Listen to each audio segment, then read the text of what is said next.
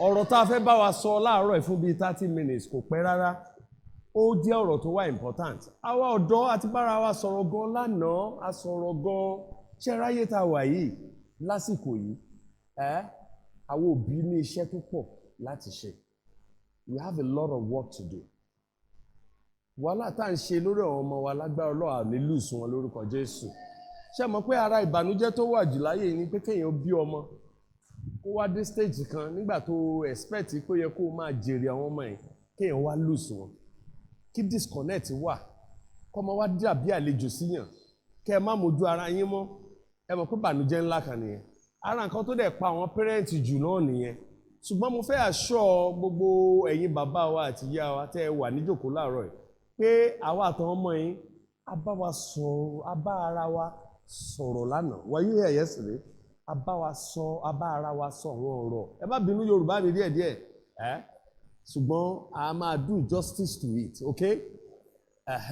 So mo fẹ́ kẹ́ ẹ mọ̀ wípé a ti bá ara wa sọ àwọn ọ̀rọ̀ òtítọ́, àwọn ọ̀rọ̀ tó deep. Àwọn ọmọ yìí ní tí ojú wọn ń rí níta ó pọ̀ o. Ọ̀pọ̀lọpọ̀ nínú wọn dẹ̀ ṣẹ̀ṣẹ̀ ń dàgbà ni wọ́n ń lọ síta. Ibi tí ojú àwọn òbí ò lè tó tí ò lè dé, àwọn ọmọ yìí one way or the other wọn ò débẹ̀. Iṣẹ́ wo ni àwọn òbí ń ṣe láti inú ilé láti make sure pé tí ọmọ ẹ̀ bá bá ara ẹ̀ níbi ibòmíì tí ò tẹ expect kó yẹ kó ń bá rẹ̀, báwo ló ṣe lè wà guided tó yẹ pé kò ní lọ fall victim, that's the word, tí ò ní fall victim. Lágbára Ọlọ́run àní sọ ọmọ wa nù lórúkọ Jésù, a ó dẹ̀ jèrè wọn lórúkọ Jésù. Mi ò gbọ́ àmì tó ga o, a jèrè wọn lórúkọ Jésù. Now topic tá a dì pẹ̀lú àwọn vices, social vices, negative vices ó pọ̀ lóríṣiríṣi. Ìgbà táwọn ọmọ tá à ń bára wa sọ̀rọ̀ lánàá gbogbo wa jọ ó wà very interactive. Àwa jọ gbé yẹ̀wò gbogbo wa lọ́kọ̀ọ̀kan. Kò sí pé ẹnìkan ló ń sọ̀rọ̀ tí ò kárí ẹnìkan, gbogbo wọn náà contribute. Lára tá a observe lánàá dádì àti mọ́mì ó ní pé ọ̀pọ̀lọpọ̀ àwọn ìwà kan wà tó yẹ pé tí àwọn ọmọ wa bá bẹ̀rẹ̀ sí engage nínú ẹ̀, ìparun ni ọmọ yẹn ń lọ. Ìparun ni ọmọ yẹn ń lọ. Táìtù tá a dì pẹ̀lú lánàá òun la pè ní ta ló lè rán wa létí ẹ̀ láàrin àwọn ọmọ tá a jókòó. Can somebody raise up his hand? Yes, àwọn mọ́mì wa gan ló fẹ́ down. God bless you ma, yeah? The wasted vessel. Òun la sọ̀rọ̀ lé lórí lánàá. The wasted what? Ẹ bá mi pàtẹ́wọ́ fún mọ́mì. Ó mi fún àwọn mọ́mì yẹn wà ń bẹ̀ lánàá. Wọ́n gbọ́ gbogbo nǹkan tá a sọ. So ara ń ta bára wa sọ láàárọ̀ lánàá tí ó dẹ̀ wà applicable sáwọn òbí kọ̀ọ̀kan. Òun náà ni wípé bí gbogbo wa ṣe wà yìí, ohun ìlò ni wá lọ́wọ́ Ọlọ́run. Ọlọ́run dá wa fún ìdí kan. Èmi ti jókòó mo ti rò wò. Mo ní kí nìdí tí Ọlọ́run ṣe dá èmi. Nígbà tí bàbá mi àti ìyá mi pàdé ara wọn tí wọ́n máa bí ọmọ, kò ṣe jẹ́ ọmọ mi ìlànà bí ó ṣe jẹ́ mi. Have you ever wondered? Gbogbo àgbáyé lè ní sọ fún wa pé àwọn èèyàn tó wà ní ayé ilé ní 7 billion. Ìwọ ṣe jẹ́ pé ìwọ náà wà lára èèyàn kan tó jẹ́ 7 billion yẹn. A tún wá sọ fúnra wa lánàá. A ní bí ó gbogbo wa ṣe wà tí a jókòó yìí, ó ní ipa tí a wá kó láyé, ó ní tí a wá ṣe. Bí Ọlọ́run dá wa pé ohun èlò ni wá vessel. Kí là ń pè ní vessel? Vessel dàbí kòkò, a ní container ni. Ẹ mọ̀ kòkò àmù tí wọ́n máa ń da omi sí yẹn. Bí Ọlọ́run ṣe mọ wá nìyẹn. Kí la máa ń fi sínú àmù? A kó content sínú ẹ̀ nìyẹn omi, àbí? A bù nǹkan sínú ẹ̀. Ọjọ́ tí kòkò yẹn bá ti fọ́ kí ló ṣẹlẹ̀? Ẹjọ́ ṣó wúlò mọ́? Kí la máa ṣe sí kòkò yẹn? A lọ dùnú. Ìdí nìyẹn gbogbo wa dàbí kòkò. Ohun èlò lọ́wọ́ Ọlọ́run. Ọjọ́ tá bá ti wá rin ìrìnkúrìn, àwọn ìrìn tí Èṣù fẹ́ ká rìn, àwọn kíní ẹ̀dẹ̀ ló ẹ̀ta ìsèyàn jù ní ojú wa. Ẹ̀gbọ́n tí Paul sọ ni ó ní kí tó bá ṣe ṣe kó ń yọ ojú kó tẹ̀ má ríran mọ́, because all these things are very attractive. Ayé máa ń dùn ju pé ká tẹ̀ wá chọ́ọ̀chì lọ gan. A ṣàfẹ́ wà ń gbòòrò ni, a fẹ́ máa ṣe eléyìí, a fẹ́ máa ṣe yẹn, Èṣù á fi máa draw wa. Ṣé wá rọ́jọ́ ta bá lọ rin irú àwọn ìrìn yẹn tí kòkò wa bá ti fọ́, tó wúlò mọ́? Ọlọ́run ní jẹ́ ká ṣìrìn. Ìta wa ń bá àwọn ọmọ wa sọ, ó ní mo fẹ́ kẹ́yìn bàbá wa kí ẹ listen àti ẹ̀yin ìyá wa kẹ́ ẹ listen láàárọ̀. Ó ní wípé àwọn ọmọ wa tójú wọn náà rìn tà pọ̀ kí ni pátáwò òbí ń kó? What are we doing to make sure pé ọmọ mi yìí tó bá dé ta tó dé gbòòrò ó wà fully guided, ó wà fully protected? Style of parenting wa ǹjẹ́ a jẹ́ òbí tí ó wà available? Ǹjẹ́ a jẹ́ òbí ní ó ń bá ọmọ wa sọ̀rọ̀? Ṣé àmọ́ pé ó ba nínú jẹ́ lẹ́ni pé tí bàbá mi bá jókòó pẹ̀lú ọmọ ẹ̀ tó ti ń dàgbà tó ti wà ní teenage kò tẹ̀sí ní tán fẹ́ jọ sọ. Hello, ayé ìgbà kan Yorùbá tẹ̀ wá jẹ́ ara àwọn ẹ̀yà tó ní respect jù. Tí ọmọdé bá ti yọ báyìí láàrin àwọn àgbà tó bá fẹ́ sọ̀rọ̀ gbẹ́nẹ́ sọ kí ló fẹ́ sọ? Ọmọdé ò ń sọ̀rọ̀ níwájú, kìí ṣe láyé òde òní sà. Ọmọdé gbọ́dọ̀ máa ṣe kí ni? Ọmọdé òun kàn dédé yájú wá sọ̀rọ̀. Ọmọdé òun dédé ṣe léyìí, ọmọdé òun dédé ṣe yẹn. Àwọn kan láyé ìgbà kan gbà tí à ń dàgbà tí bàbá bá ti dé tó hàn lẹ́nu géètì, bàbá dàbí give me a name, bàbá dàbí Margaret Thatcher ni, bàbá dàbí Idi Amin Dada of Uganda. Ta ló rántí Idi Amin Dada of Uganda? Bàbá nínú ilé mi dàbí ẹ máa dárúkọ àwọn èèyàn alágbára, àwọn èèyàn akọkọjú, ó yẹ dárúkọ powerful people that you know. Àwọn ẹrù jẹjẹ, àwọn bíi Ṣàngó, bíi Ọ̀rúnmìlà, àwọn bíi Buhari.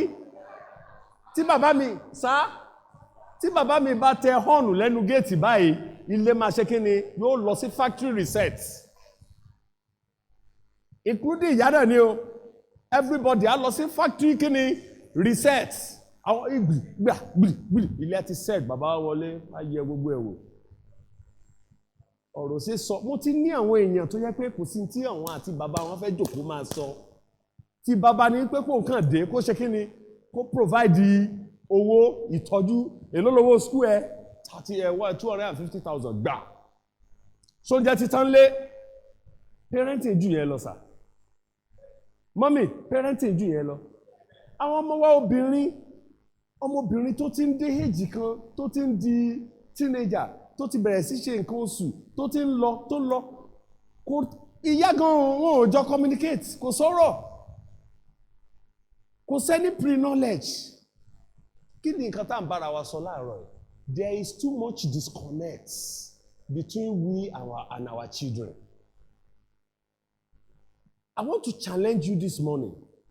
Ìdí tí mo ṣe ń concentrate lórí àwọn òbí ni wípé àwọn ọmọ ti bára wa sọ̀rọ̀ lánàá.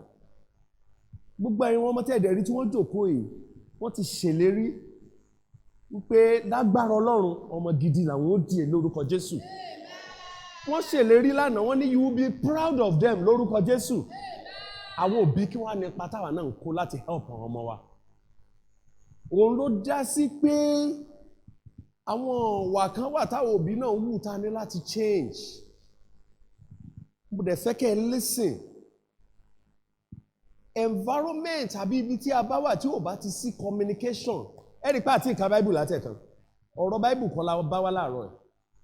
Ọ̀rọ̀ tá a fẹ́ bára wa sọ, ọ̀rọ̀ tí ń ṣẹlẹ̀ láàrin wa ni àwọn pásítọ̀ wà bá wa preach ilé. Ó ní wípé éèjì tí a wà yìí, communication wà very very important.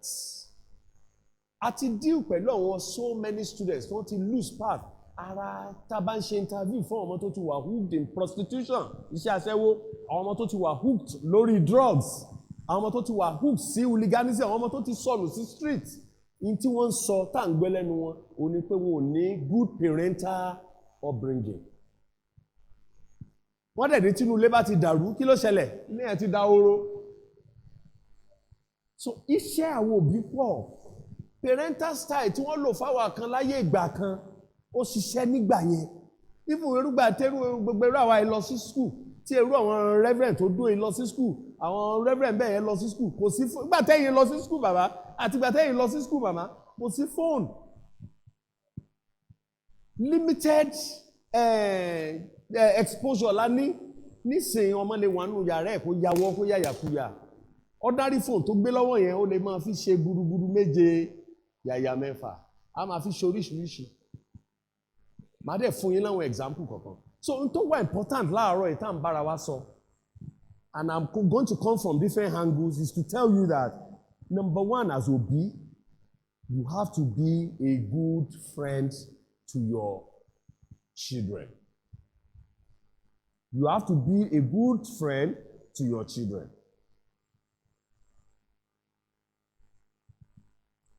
Now, nígbà tí àwọn kan tá a rí tó ń ṣẹlẹ̀ ń ta lénìí, ìyá kan ló bí ọmọ tó wà ní ẹ bá mi sọ oríta kan níbi tó burú tó wà notorious táwọn ọmọ sọ̀tá wà àwọn tó wá lè ìsàlẹ̀ ọ̀rá ṣe rí ìsàlẹ̀ ọ̀rá tẹ̀ ń wò yẹn àwọn boys wà ń bẹ àbí òsín bẹ̀ àwọn in fact orúkọ ta tó máa ń pè wọ́n àwọn ẹrú ikú ṣé mo gẹ̀ẹ́tì ẹ̀ àwọn ẹrú ikú wà ń bẹ̀ ṣé ìyá kankan ló bí ọmọ yẹn ṣé bàbá kankan ló bí ni báwo ló ṣe dé level tó di ẹrú ikú tọ́mọ ń gbébọn rìn tí ń gbé nǹkan láàárọ̀ tó bá ti jí wọ́n kọ́kọ́ mu ṣẹ́pẹ̀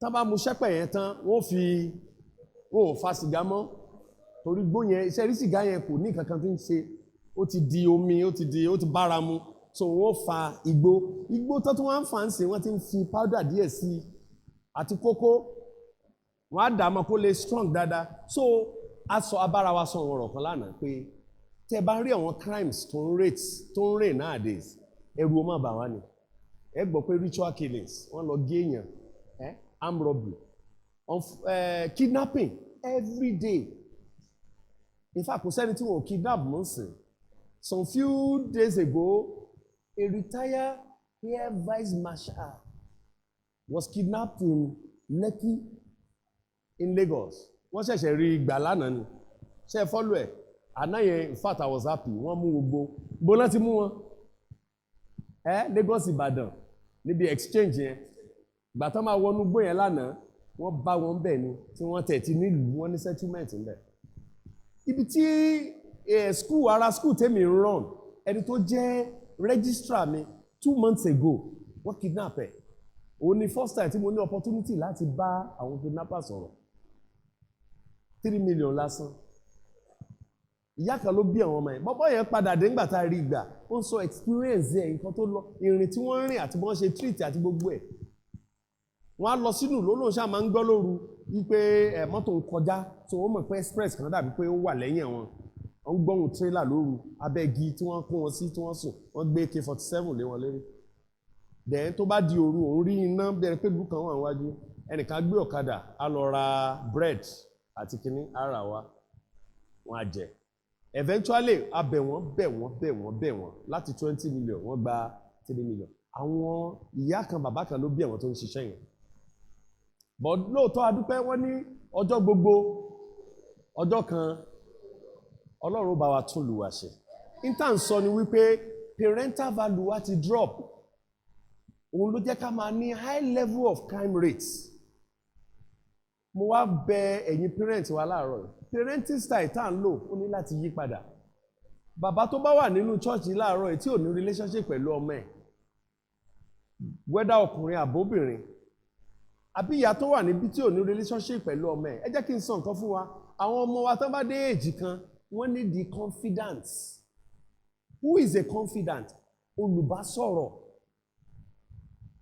ẹ̀dá ni àwọn ọmọ yẹn náà Ọlọ́run dẹ̀ ti dá gbogbo èèyàn tó yẹ pé at a point in your life you need company you need somebody to talk to you need a friend ó wá ṣe ni láàánú wípé tó bá jẹ́ wípé ibi tí àwọn ọmọ wa ti kọ́kọ́ rí ọ̀rẹ́ ìta ni dẹ ilé wàhálà dé ni ẹ̀ o best friend àwọn ọmọ wa kọ́kọ́ gbọ́dọ̀ jáde láti bo inú ilé it gives them a wonderful and powerful foundation mo ti interact pẹ̀lú family tó jẹ́ pé tí ọmọ bá máa take any decision even at university yóò kọ́kọ́ consult àwọn parents ẹ̀ mo dẹ̀ ti ní instances family ta cancel tó jẹ́ wípé tí ọmọ bá máa kọ́kọ́ take any decisions ọ̀rẹ́ ni ó kọ́kọ́ lọ bá níta èwo lẹ fi ìpò wà secure jù ìkan náà àwọn boys mi tó ń bá mi ṣiṣẹ́ ó lẹ́nìkan tó fẹ́ marry tó ń sọ ọ̀rọ̀ yẹn fún mi recently ọ̀rọ̀ bí àná ni wípé ẹni tó ń fẹ́ òun àtàwọn parents ẹ̀ wọ́n close ọjọ́ tó ń discover pé tó ń sọ pé òun fẹ́ gbé jáde káwọn lọ ní drink together kóun fi rọ́rọ̀ sọ ó ló sọ pé àfi tóun bá kọ́kọ́ bí màmá òun. concern ọkùnrin ni mo ń sọ fún yín ó nígbà tí àwọn wá ní irú kí leléyìí mo fẹ́ gbé ẹ jáde ló kọ́ fẹ́ bí màmá ẹ̀ ok go ahead gbà tóun àti màmá ẹ̀ wá sọ̀rọ̀ tán ó ló wá fún òun ní ìdáhùn padà wípé kò lè possible láti jáde ní èní pé màmá òun fún ní àyè pé but tí òun bá explain fún wọn tó bá mẹ̀ ìgbà tó bá ní àlejò ó lè take me out tó pé kó wá mọ àwọn ìgbà yẹn ó lè gbé mi jáde ó wá fẹ́ máa complain mo ní that's a good girl ó níbi ipa tí òbí yẹn ti kó ní ayé ọmọ yẹn. Now what we are telling ourselves this morning is I have seen so many children who have lost it because they don't have communication with their parents. Mo dẹ̀ tún sọ fún wa pẹ̀lú gbogbo respect láàárọ̀ yìí pé parenting styles of the 60s, parenting styles of the 70s, parenting styles of the 80s, parenting styles of the 90s kò work ní generation tá a wà yìí. Ọlọ́run ràn wá lọ́wọ́ à ní lose àwọn ọmọ wa o à ní lose àwọn ọmọ wa o mo tún bẹ̀ wá lẹ́ẹ̀kan sí à ní lose àwọn ọmọ wa o. You have to be a friend to your children. Ìgbà tí a bá wà tí a jòkó nínú pálọ̀ tí a jòkó gẹ́gẹ́ bí bàbá nínú ilé ṣé ìgbà yẹn ni gbogbo ọmọ wa máa take off. So àwa nìkan la kàn máa fi station kí ló dé tí bàbá àtọmọ ò lè jòkó ká jọ sọ̀rọ̀ lórí politics ètò ìṣẹ̀lẹ̀ ibẹ̀ láti máa rí àwọn òótọ́ ọ̀rọ̀ what's going on. Test the IQ of that child ọ̀rọ̀ kan ṣáà ni ó lè dìde mí lẹ́fì sọ̀rọ̀ kí ló dé tọ́mọ àti bàbá ò lè jòkó ká sọ̀rọ̀ nípa ball kẹjọ wo ball kẹ communicate Ronaldo yẹn kí tẹ̀ ló ń ṣe gan àbí kí ni wọ́n feel you build the relationship. After all aṣáàmọ̀ wípé àwa àti ìyàwó wa àbí àwa àtọkọ wa tá a bá ní good communication relationship yẹn cannot fester well. Same thing applies to our children. The high rate ìdí tá a ṣe ń sọ̀rọ̀ ẹ́ SARS and MARS ó ní wípé aṣọ̀bára wa sọ ohun tó ọ̀rọ̀ lánàá wèrè tó wà níta ti pọ̀ jù drugs la dí méjọ́lé pẹ̀lú lánàá. Ìdí ni wípé ṣe rí drugs yẹn ó wá ń lead to other crimes. Àwa jẹ́ kó yíra wa lánàá nínú research wípé wọ́n ní ojú kí lẹ máa ń pè ojú lásán kò ṣe kí ni ojú lásán ò ṣe so ìdí nìyẹn táwọn èèyàn ṣe ń lo drugs tó bá lo drugs wà ní àyà láti pààyàn. Ṣẹ́tìrì only to other kind tó bá lo drugs wà á lè allow different ọkùnrin kó máa bẹ́ẹ̀ sùn ojú lásán ò ṣe abẹ́gẹ̀t tó bá lo drugs wà á lè wà involve nínú cultism so tó bá belong o láti hard abẹ́gẹ̀t o gbọ́dọ̀ hard tó bá hard kó lo drugs àwọn gbogbo so many social vices tá a níyẹn ẹ̀mí ò ní gbé ìdí yẹn tán ṣe ojú lásán ò ṣe. Confessional statement we get from most of these children that have derailed is the fact that they were involved initially in drugs, most of them. Àwọn tí ó dẹ̀ were involved in drugs kan tó bẹ̀rẹ̀ so many other vices, eventually nígbà tó bẹ̀rẹ̀ àwọn vices yẹn, wọ́n bẹ̀rẹ̀ sí lo drugs. Wèrè tó wà níta ti pọ̀ jù. Mo béèrè lánàá mo ní ká dárúkọ street kan tó gùn fún mi. Street wo lẹ dárúkọ lánàá Reverend tó gùn l'Óṣogbo ń bì àbí ní Taki. Wọ́n ní Taki ẹ kàn jáde lọ́jọ́ kan ẹ má gbé mọ́tò bẹ́ẹ̀ tẹ́ gbé mọ́tò ẹ wà ní mọ́tò ẹ má káyé wèrè tẹ́rìn títì tí ẹ wá lọ wò ó tó wá yà yẹn lẹ́nu wípé ọ̀pọ̀lọpọ̀ wèrè tẹ́ ẹ máa rí wọ́n wá jẹ́ àwọn young boys àti young girls. Ayé ìgbà kan ni ẹ máa rí wèrè kan tán ni wọ́n ń ṣe é nì ìyá àbúrò bàbá màmá ẹ̀ kinní kan ló ṣe láti inú ilé wọn. Statistic ti jẹ́ kó yé wa pé àwọn wòlé tó wà ń tà ń sìn àfọwọ́ṣe kí ni àfọwọ́ṣe ni àfọwọ́fà ni níbi ká máa.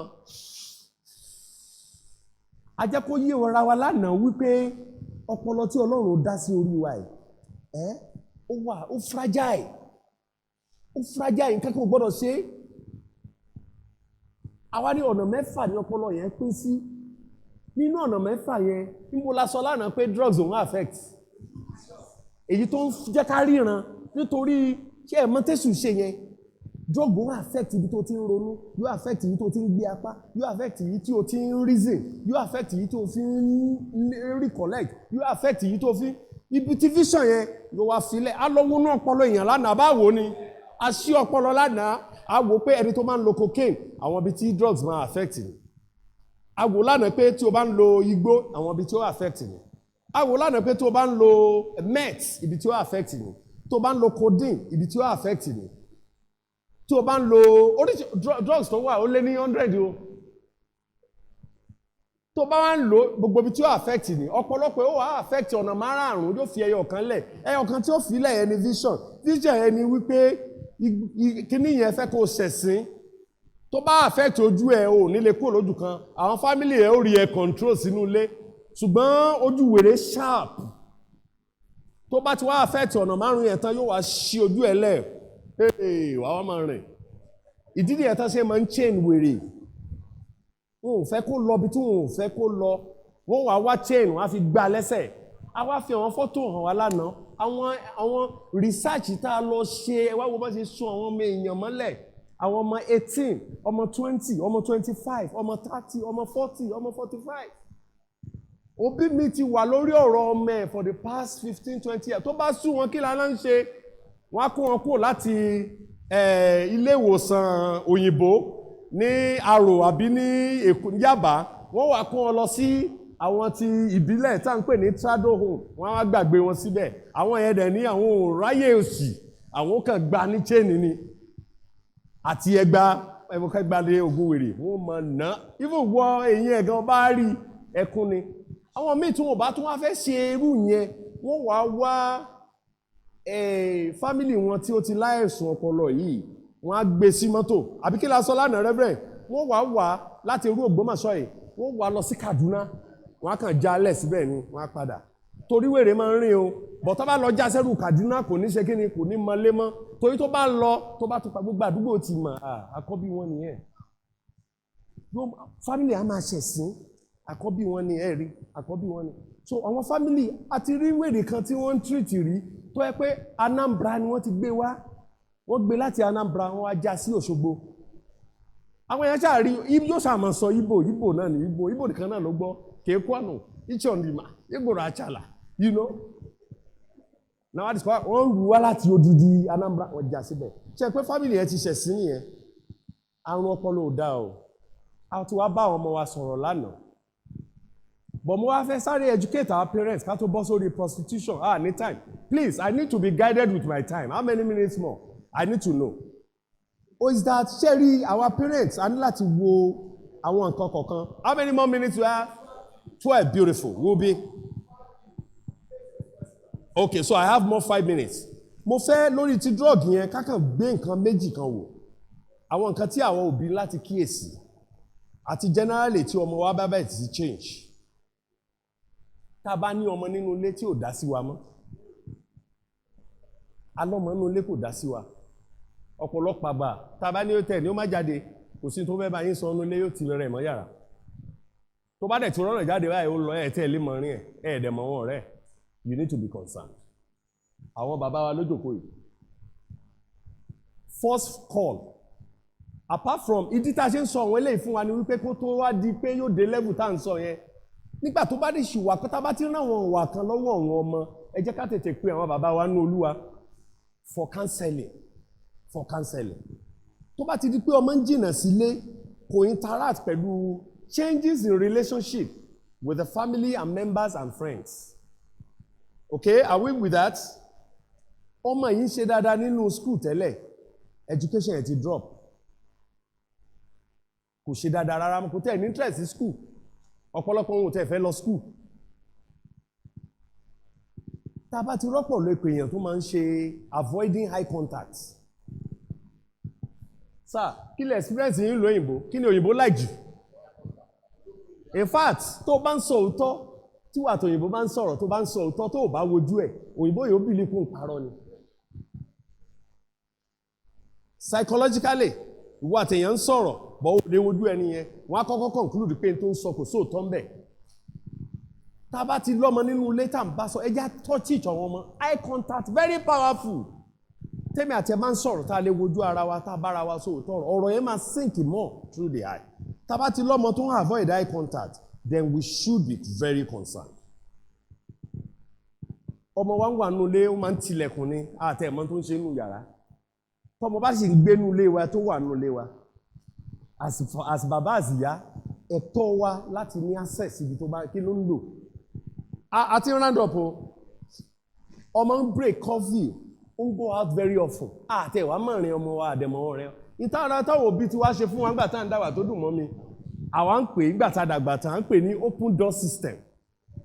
Bàbá mi jẹ́ àlùfáà Ọlọ́run. Ìgbà tí wọ́n ń tọ́ wa dàgbà, àwa ní òkè. Ministry là ń run, lè léèyàn sẹ́yìn àbí? Àdẹ̀fẹ́ kọ́ ọmọ wa máa jáde ká mọ́mọ́ ọ̀rẹ́ wọn. Wọ́n bá ṣílẹ̀kùnlẹ̀. Lọ́jọ́ mi èèyàn 20, 30 sáà, wọ́n ń jẹun nínú ilé wa. Àwọn ọ̀rẹ́ tó bá ní mú wọn wálé, wọ́n lè sùn bí, wọ́n lè jẹun. In that process, you know irú àwọn ọmọ tọ́rẹ́ ń bá rìn. Ẹ má jẹ́ ká sọ pé kọ́mọ wa má lọ́rẹ̀ẹ́, bẹ́ẹ̀ ni kó má lọ́rẹ̀ẹ́ nù lé yóò lọ ní níta. A ní láti mọ ọ̀rẹ́ tọ́mọ wa ń bá rìn ká mọ àwọn òbí ẹ̀ náà ká bẹ̀rù èèyàn tán jẹ́ sódà ìgbà tá a bá wọn wí. You can be so sure that you are covered. We are rounding up. Ọmọ wa gbogbo ìgbà yóò máa fín perfume ni. Ìdí tí mo ṣe ń sọ eléyìí ni wípé experience mo fi ń sọ̀rọ̀ SARS yóò máa fín perfume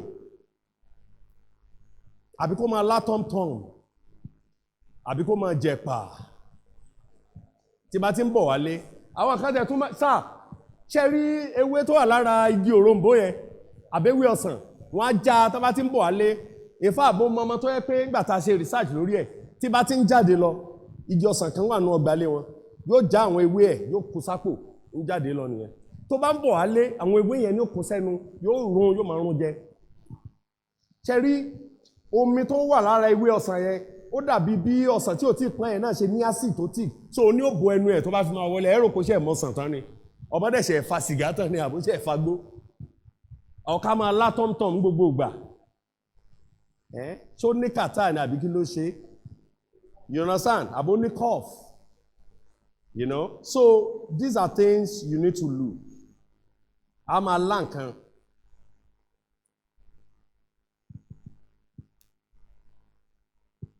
bí ọmọ wa ṣe rí ti yàtọ̀ ọ̀nà méjì ló pín sí ìsídà ọmọ yẹn ò tẹ̀ take care ẹ̀ mọ́ kò wà decent kò wà clean kò tọ́jú ara ẹ̀ kò tẹ̀ kí à ń pa tọ́jú ara mọ́ ìkan nìyẹn ìkejì ni wípé ó tẹ̀ tí wá bẹ̀rẹ̀ ṣẹ́rí wọ́n ní appearance náà matter a lot ọmọ wa ti lọ ṣe gbogbo àwọn styles àwọn boys tí wọ́n á dín gbogbo ẹ̀ then ó tẹ àwọn jeans sìn yẹn náà ẹ mọ̀ bí àkísà látòkè kanlẹ̀ yóò dẹ̀ gbé sókòtò yẹn sórí kíni mo tẹ̀ gbá kan ní pàkọ́ bóyá bíi last month mo ní òun sag boxer tó wọ̀ ó dọ̀tí àwọn tó ń sag boxer wọn neat designer tó ń ní sà ní tó wọ̀ gbogbo ẹ̀ ti dí pẹ̀tà o fọ́ láti bíi 2 months o tún wá ń sag o tún gbé síta o lójútì so these are small things we need to check out okay. owó kékeré ò tó ná mọ́ ọmọ kékeré owó kékeré ò tó ná mọ́ bẹ́ẹ̀ bá fún 5,000 ló ti parí ẹ̀ drugs is expensive ó láti máa náwó à ń kánjú ọmọ mú láìtà káàkiri ẹ wo àpò àìsọ ọmọ yín láìtà wà ń bẹ̀ àbí sànà abẹ́ get ó ti máa lára àbí kinní kan tí wọ́n ń pè ní rísílà ṣé ẹ mọ̀ tán pè rísílà àwọn ọmọ mọ̀ kí ló ń pè rísílà ṣe rí kinní yẹn rísílà wọ́n máa fi ń wé gbóni ọmọ ń fi sápò àbó ń fi ìsáná sí àpò àbí ọmọ ń fi láìtà sápò kò sí reason why kí lọ́mọ ń fi láìtà ṣe káàkiri àbí kí lèèyàn fi ìsáná kitchen láti máa ń lo ìsáná láì sọ dẹ àbó ń lọ gbẹ́ni ṣé ìtẹ́pọ̀ ń lọ kó kí o máa fi ìsáná sápò àánú a ní láti wà bothered please may the Lord bless us. ṣé wàá rí àwọn ọmọ kan wà eye drop torí àwọn igbó kan wà tó bá fà tán ojú ẹ̀ máa ṣe kí ni number one yàtọ̀ sí pópọ́n ojú ẹ̀ á tún wá tínrín yóò lẹ́rì lọ́ máa ń pè ẹ wo oh my hi tí o ní gbogbo bẹ́yìn tẹ́ wà jòkó yìí tó bá máa wọ bí tó bá máa rẹ́yìn ẹ máa léfò ni ẹ máa léfò so wọ́n máa ń lo eye drop kójú ẹ lè ṣí dáadáa ẹ wọ́n máa ń di eye drop káàkiri láì ní eye problem so because ojú ẹ ó ti yàtọ̀ wọ́n máa ń lo mouthwash àwọn breath mints ó ń lo káàkiri a ní láti wà very careful then àwọn drugs kan wà nínú ilé tá a rà genuinely tó jẹ́ pé drug yìí ó wà nínú ilé bóyá bíi cough syrup or bóyá ní àwọn painkillers táwọn òbí ń lò àwọn míì ní àwọn kìíní kan tó pé doctor ti sọ fún yín tablet ẹyọ kan ní kẹ́ ẹ lò bàbá ẹ rà sílé tọmọ bá kọ ọmọ ti mọ ìwúlò tóun tó lè lò fún ẹ ṣáà rí pé oògùn ní sínú ilé you need to be concerned àti rí ní sà wọ́n prescribe genuine drug fún bàbá but ọmọ ti mọ ìwúlò oògùn yẹn beyond so òun á kàn wá ní ẹyọ kan lè doctor ní kí bàbá lò ọmọ wa da mẹ́fà yóò kún mẹ́fà bẹ́ẹ̀ yóò dẹ̀ dájẹ́ ó máa wà high ni erin ẹ̀gán yàtọ̀ so we need to be very bothered or ẹni bí cough syrup nínú ilé kọ́mọ wá doctor ní in fact àwọn most of the cough syrup wọ́n ní tẹ́ bá lò wọ́n ní don't drive ó wà lára ẹ̀ wọ́n ní ẹ lo síbí méjì ẹ dẹ̀ má ṣe kí ni ẹ má operate ẹni machine ẹ dẹ̀ má drive ìdí ni pé wọ́n expect pé ẹ bá ti lò tán ó máa jẹ́ kẹ́ ẹ wà drowsy kẹ́ ẹ lọ ṣe kí ni kẹ́ ẹ lọ sùn in fact doctor á sọ fún yín wípé ẹ má lò tẹ́ fi dé ilé are you driving àwọn questions doctor béèrè ọmọ wa mú odidi ìgò ike kan yóò wá dà sínú bọ́tù omi wọ́n mix ẹ̀ mọ́ coke wọ́n wà máa gbé lọ́wọ́ báyìí wọ́n máa yóò kàn dání do ojú àwa parẹ́ may the Lord help us. Ní time ọ̀rọ̀ pọ̀ tá a fẹ́ bára sọ ní tó wà important jù ní ìparí tí mo fẹ́ bẹ̀ wá fún o ní wípé tá a bá fẹ́ wà in total control ẹ jẹ́ ká máa communicate pẹ̀lú ọmọ wa ẹ jẹ́ ká jẹ́ ọ̀rẹ́ wọn ẹ jẹ́ ká wà confident mo ti ní àwọn àlè lọ into prostitution mo ti rí àwọn obìnrin tí wọ́n lọ into prostitution because ẹni tó yẹ kó jẹ́ first point of contact wọn ìyá was not there so ọ̀rẹ́ obìnrin tá kọ́kọ́ pàdé tó jù wọ́n lọ òun ló educate wọn nígbà tó wọ́n bẹ̀rẹ̀ sí rí ẹ̀jẹ̀ tó ń rí èlé tó ń rí poverty tí ìyàtọ̀ ń bá lára tí ò ní kọ́kọ́ confined nínú yẹ jẹ́ pé ìta ló kọ́kọ́ lọ ṣé ẹ mọ̀ pé wọ́n á teach ẹ̀ ọwọ́ bọ̀bọ̀ kan tó bọ́ sí ní school tẹ́nu yẹn dẹ̀ dùn ìyẹn ló máa fún ní training yẹn dẹ̀ ní wọ́n padà wá fún yín ní result nílé after 9 months training yẹn máa ó sure ọlọ́run ní jẹ́ kó jú tì wá ò ní time may the Lord bless you thank you so much.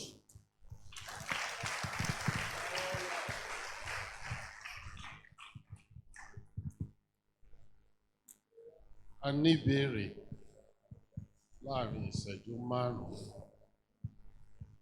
Mr. Adéyẹmí Mr. Ṣọ́balájé Mr. Oyèkánmi ìbéèrè mẹ́ta nígbà béèrè mọ́ lẹ́yìn eléyìí o láàrin ìṣẹ́jú márùn-ún ní ṣókí Mr. Ṣọlá mi àbí Sister Ṣọlá ni Mr. Ṣọlá ni Gabriel Ṣọ́balájé. Praise the Lord.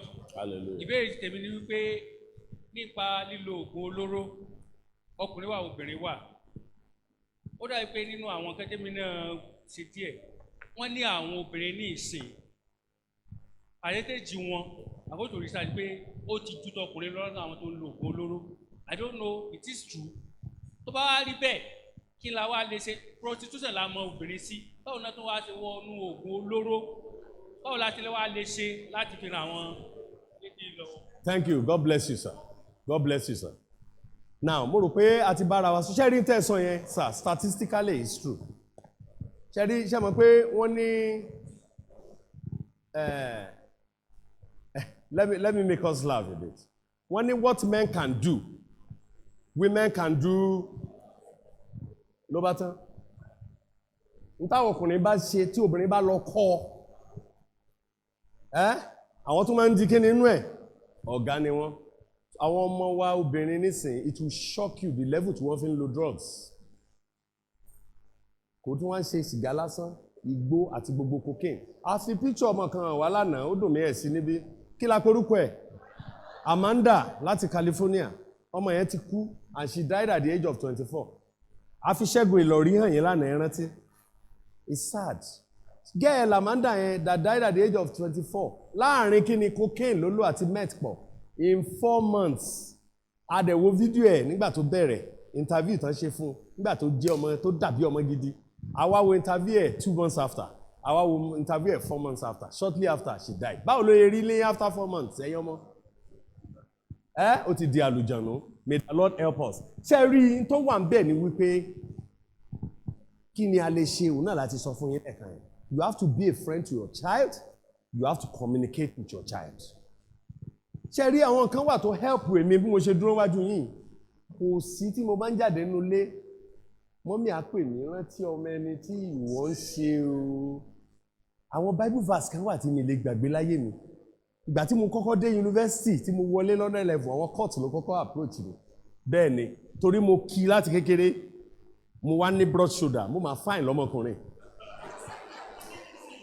àgbàlódé ìgbà tí mo wọ campus as a 100 level student as a jambito tí máa ń rìn lọ báyìí àwọn èèyàn máa ń wò mí ni pé boy fine wọ́n padà ní láti approach mi oh boy how far what's going on lọ bẹ̀rẹ̀ sí cancel me towards how to join courts tí ẹ bá ṣe àwọn ọ̀rọ̀ tí mò ń gbọ́ lójoojúmọ́ nínú ilé tí n bá tún délé ìyá mi á pè ní assault ẹ tó wá mọ àwọn family value ta lose mo sọ fún reverend ó dọjọ́ wo tí gbogbo ayé àmà ti busy ó dọjọ́ wo tá a jọ jòkó as a family tá a jẹun a jókòó sí dining table báwa ṣe dàgbà ní ẹ̀ a ṣe family prayer a di ọwọ́ ara wa mú báyìí lórí dining table a wà gbàdúrà a fẹ́ jẹun alẹ́ nìyẹn níbo ló fẹ́ wà ní aago 7 lálẹ́ tó ní wà ní dining table pẹ̀lú ogbólé láti jẹun nínú oúnjẹ yẹn láti sọ̀rọ̀ dádì ó bá kánsẹ̀ wọ́n bá wa sọ̀rọ̀ bá lọ sùn ṣé rí kò sọ́mọ tí ò fẹ́ yàyàkuyà sà àwa náà mọ tó ju wa rí ń gbòòrò nígbà tá a kéré sáà kò sí ọmọ tí ò fẹ́ yàyàkuyà ìdí nìyẹn tó yẹ pé ṣé rí ọ̀pọ̀lọpọ̀ ẹbí ọwọ́ àwọn òbí ló wà o because ìwọ ni Ọlọ́run fún ní ọmọ yẹn láti tọ́jú kí ni fún tí wọ́n fẹ́ sọ fún Ọlọ́run tó o bá ti disconnect tó ti break the bond of this thing by our attitude by our action you have lost that child ìdí nìyẹn tó fi jẹ́ pé kò sí tó bá wù kó ṣẹlẹ̀ láyé ọmọ wa lè confined ẹjọ́ kí ni Yorùbá confined ọmọ wa lè confined in us sá ó lè fọkàn tán ọmọ ò ní bẹ̀rù láti béèrè nǹkan kan lọ́wọ́ èèyàn òbí tí ọmọ bá ti lè dé level yẹn lọ́dọ̀ wa wípé òbí ló kọ́kọ́ rò pé ẹni tó mo kọ́kọ́ fẹ́ sọ ọ̀rọ̀ yìí fún ni dádì mi ẹni tó gbọ́dọ̀ kọ́kọ́ gbọ́rọ̀ yìí ni mọ́mì tọ́mọ bá ti lè rò nínú ẹ̀ tó kọ́kọ́ rò pọ̀ rẹ̀ ló kọ́ fẹ́ sọ nǹkan fún wàhálà dé. May the Lord help us. Okay, second question. Oh, no, God bless you. Ẹ ṣeun sà. ẹ ṣeun. Lórí ọ̀rọ̀ oògùn olóró ni gbogbo ohun tí ẹni tó ń bá wa sọ̀rọ̀ ń sọ ó ní mo rí gẹ́gẹ́ bí àpẹẹrẹ fún àbúrò ọ̀rẹ́ mi kan. Now gbogbo ọ̀nà láti ti gbà wípé bóyá èmi ò tiẹ̀ rò báyìí tẹ́lẹ̀tẹ́lẹ̀ pé bóyá irú àpéjọpọ̀ báyìí wà but èmi ń gbà níyànjú pé kó wá sí church ṣùgbọ́n yóò dá ìgbà pé gbogbo tẹ̀ ń sọ fún un kò rí in fact ó ti débi pé ìgbà tí ò gbẹ nǹkan kan bá gbẹ tí máa ń gbẹ kò sí nǹkan kan tí ó ti gbé oúnjẹ ó ti lọ tàrí nítorí pé ó fẹ́ mu nǹkan tí ò rí. Now ìbéèrè mi wá ni pé ẹni tá à ń pè pé kó wá ká fi lè ràn lọ́wọ́ pé bóyá kó fi lè ní ọ̀nà àbáyọ tí ò sì sí tí ò fara wa kí la tún lè ṣe fún un. God bless you sir. ṣe rí stage tí yẹn wà ó ti kọjá stage tá à ń sọ yìí stage tá à ń bára wa sọ yìí ó ní precautions kọ́ ọmọ mọ́ jáde ṣe rẹ́nu ẹni tí wọ́n ń sọ yẹn ó ti kọjá stage eléyìí stage tẹ́ni ẹ̀ wà òun là ń pè ní stage of addiction òun ló terrible jù.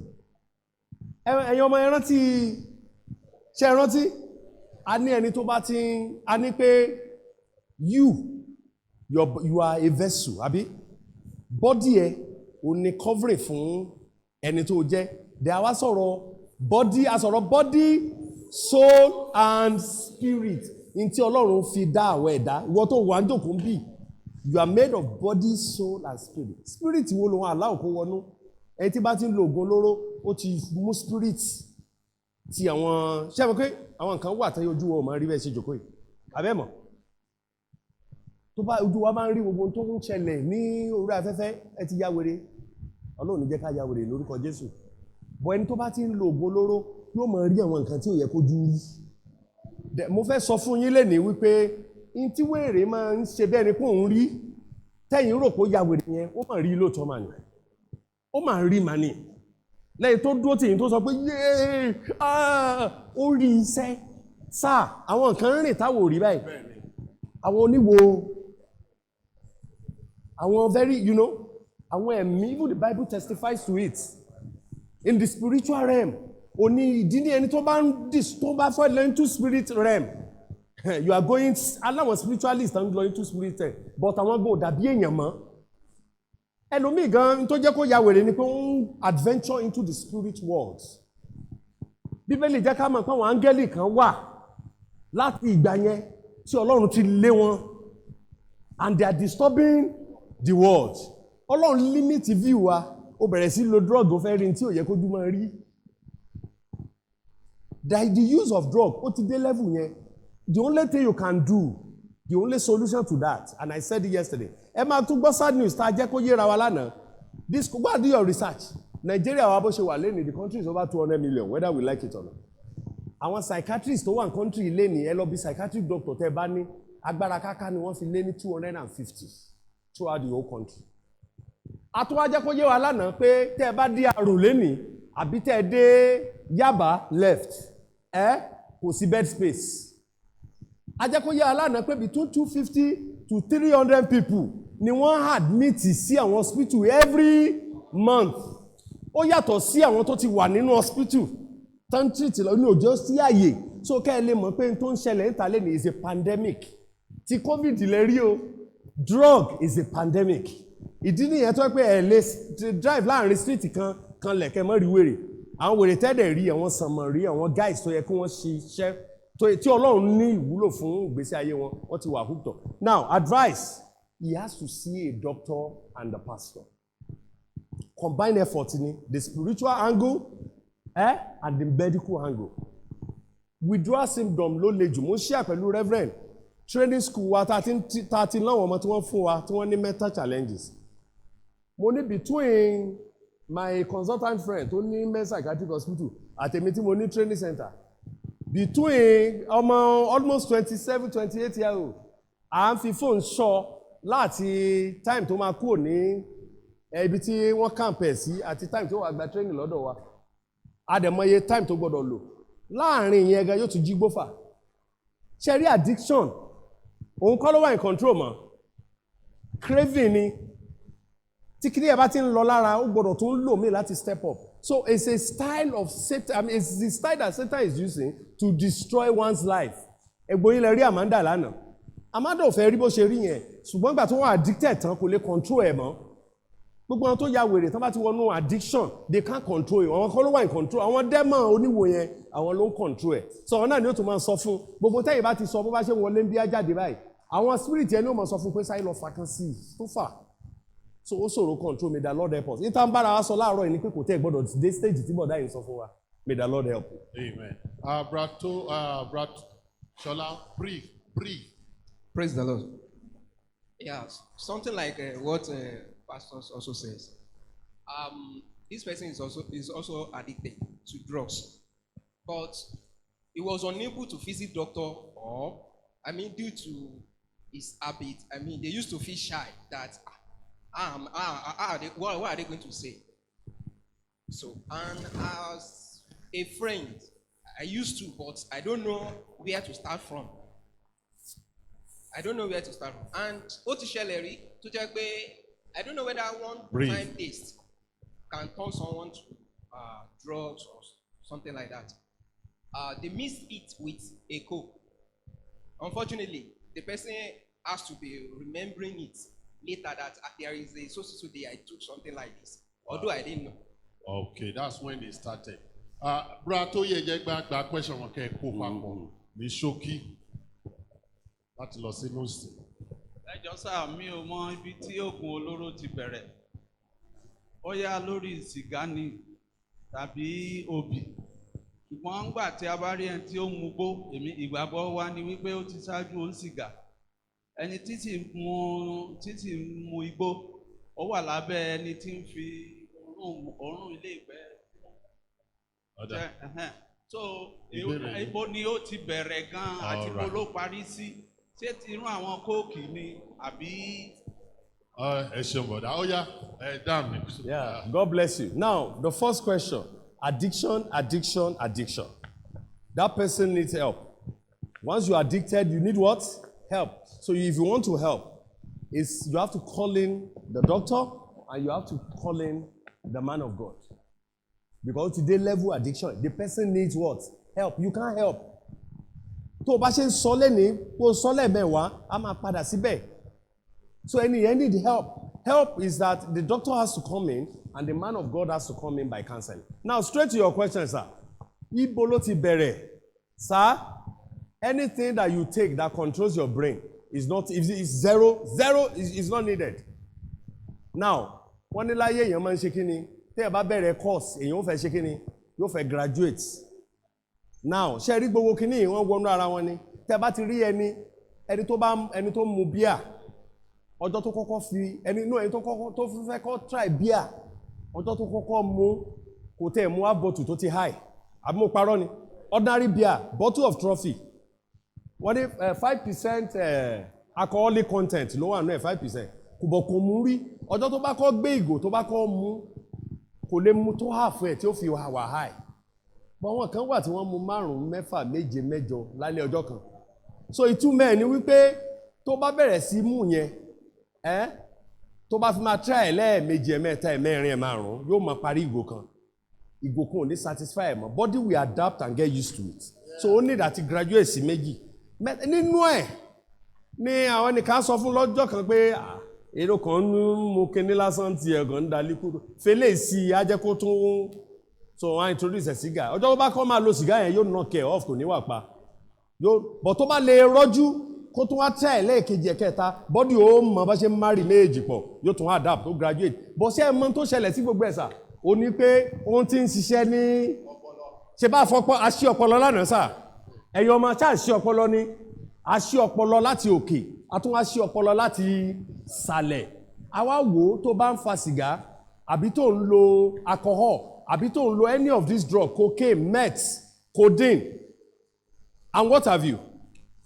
ìkan wà tán pè ní refnol ṣe rí iṣẹ́ ọ̀pá ní time ni èyí refnol yẹn iṣẹ́ tí ẹ̀ ní wípé yóò jẹ́ kó dọ́ a ti sọ fún wa ní ó ní bọ́lọ̀ ṣe configure brain wa bọ́lọ̀ ṣe wá configure yẹn gbogbo àwọn ògo olóró ìníṣẹ́ oríṣiríṣi tán ṣe òun náà ń pè ní high feelings wà á enjoy feelings yẹn wà á fẹ́ máa experience yẹn again ìmí àjẹ́ kó kàn dọ́ bóyá jẹ́ ẹni tó máa ń sọ̀rọ̀ gan tó bá ti lò ó á jẹ́ kó calm wà á wà alright gbogbo tán máa ń sọ àbí tó bá kàn rí èèyàn tó rí kọjá báyìí wà á rẹ́rìn ayọ̀ akúnú ẹ irú bí bá sọ ìṣedúró tó kàn ráhùn ẹ máa you be happy àwọn èèyàn jẹ́ kó máa wà happy bọ́ ṣe rí happiness yẹn happiness yóò wà dé ọjọ́ kan happiness yóò di ọjọ́ kan tó yẹ pé àwọn èèyàn máa wò pé ẹ̀rín ti pọ̀ ju ọ̀gbẹ́ni